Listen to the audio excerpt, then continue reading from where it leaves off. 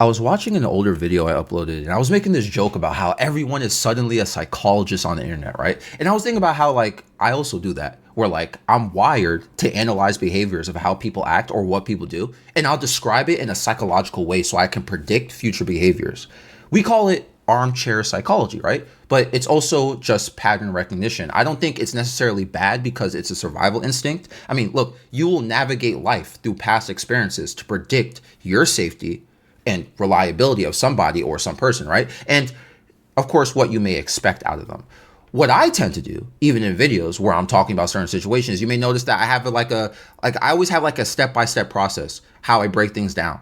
I always question why. Why is someone hurting or acting out? Then I'll recognize what's causing this to make them harmful to themselves or another. Then I'll try to make sense out of it. And oftentimes my approach is just let them figure it out. I'm not getting involved. Okay, here's what I think. Here's my breakdown. Here's my sense out of it. Good luck. But the thing I don't like about this, right? And why I say everyone's suddenly a psychologist on the internet, why I joke about it in such a negative connotation, is that some people, they don't use armchair psychology or pattern recognition as a way to make sense out of something. They'll use it as a way to play moral authority. Here's a great example. Let's say you and I, right, whoever's watching this or listening, we both have differing views on something, right? Whatever you could think about. Let's say we're arguing, you and I. Nothing serious, but we just disagree with each other. However, both of our perspectives are very valid. I understand what you're saying. You get what I'm saying. But if I somehow label you as someone who is projecting, a narcissist, or, hey, you need healing, bro, what that does is me trying to invalidate your reality here. It's me going like, okay, so, we both have valid arguments and so forth. And yeah, I understand you, blah, blah, blah, and this and that. But listen, I don't want to listen to your argument or your point because your argument is a symptom of mental sickness. You see how twisted me just suddenly labeling you just turned that upside down. Yeah, I don't want to. Yeah, you know what? You got some. You're showing signs of mental sickness, even though your point is valid. But now, like, see, I'm just like violating your reality here. So I think because I said this, or whoever does this to other people, like, I think I won the argument automatically. Because if I'm saying that to you, that you got some mental sickness and this is why your point is messed up or invalid, that means I'm insinuating I'm somehow in a state of healthiness to the point where I don't argue with, quote, sick people. Suddenly I'm better than you in a way, right? You get what I'm saying? Now, like, I'm acting like because of my armchair psychology over your mental health or patterns, I'll act above you or some form of like moral righteousness and reduce or dismiss you as a person. People do this with religion as well. Like, look, you're a sinner and I'm righteous to call you on it. You know why? Because I pray every morning. I pray every morning, every night. I go to church. I do this and that. All these other things I do. But, because of that, I'm in some moral righteousness over you. Or at least I'm not as bad as a sinner as you.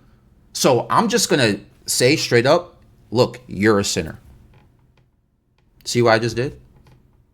I invalidated something you may be struggling with. That may be considered a sin in some theological manner. I'm dismissing it and just labeling you. It dismisses someone's mental health as well.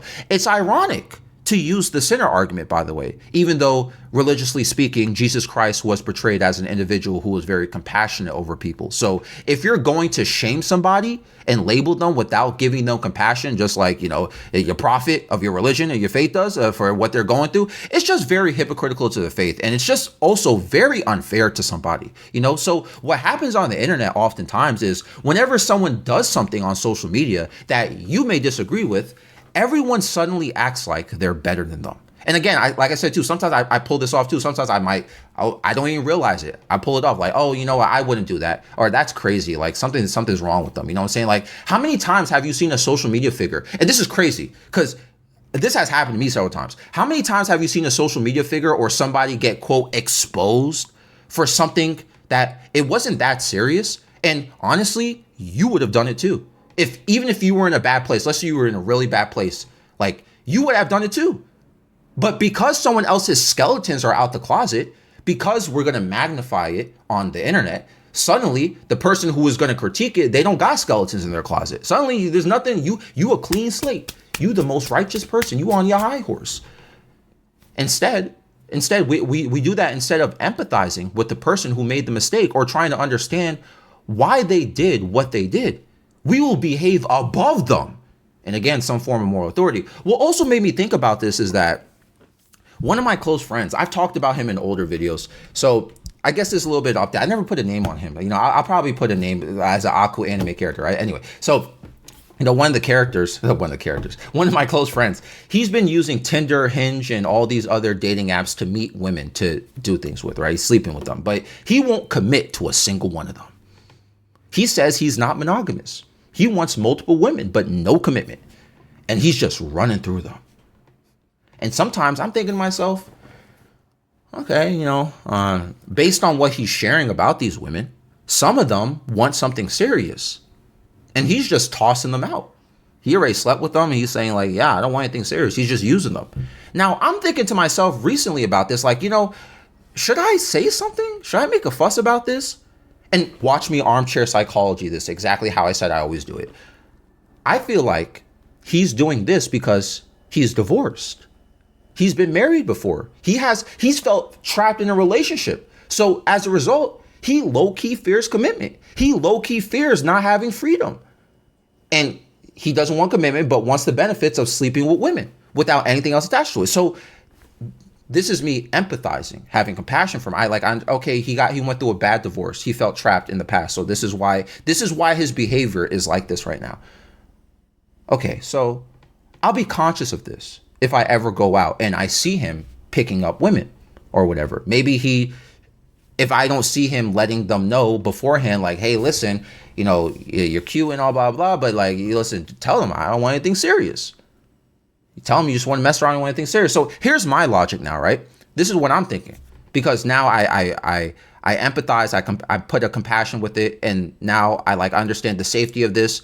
Okay, well, it's not my place or my life. Do I disagree with him doing this?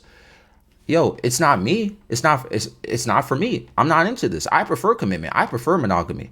Okay? But if I approached him and said, hey, dude, it's wrong that you're potentially misleading women, sleeping with them, and then finally saying you don't want anything, yada, yada.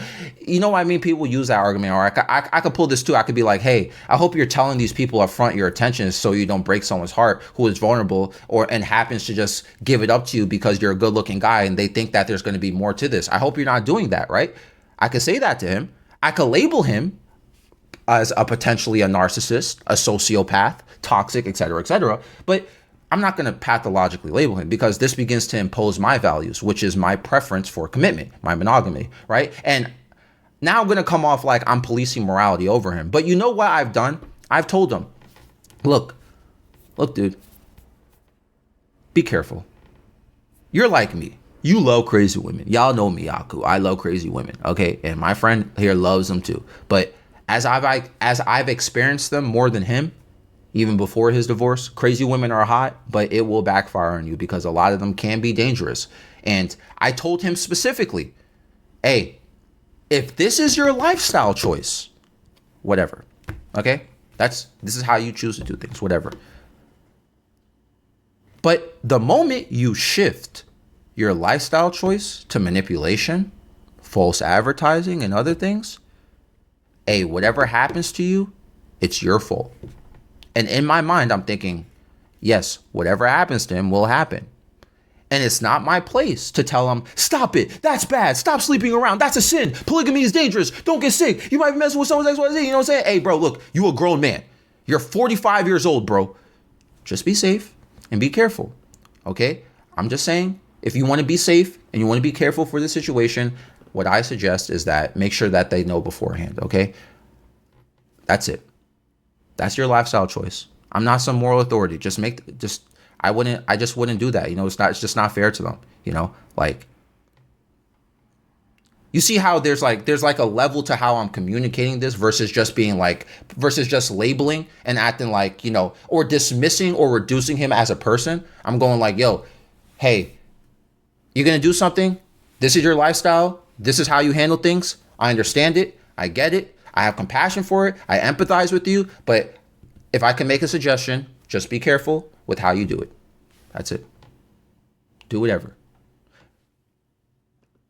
As long as it didn't start bothering me.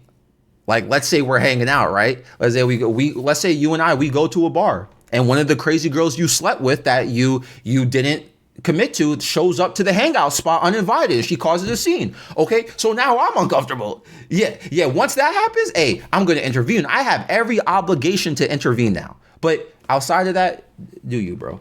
I mean, what do you guys think about the moral authority, the armchair psychology, even the story about the close friend of mine? Let me know down below. This episode is found on Spotify and YouTube. I'm out.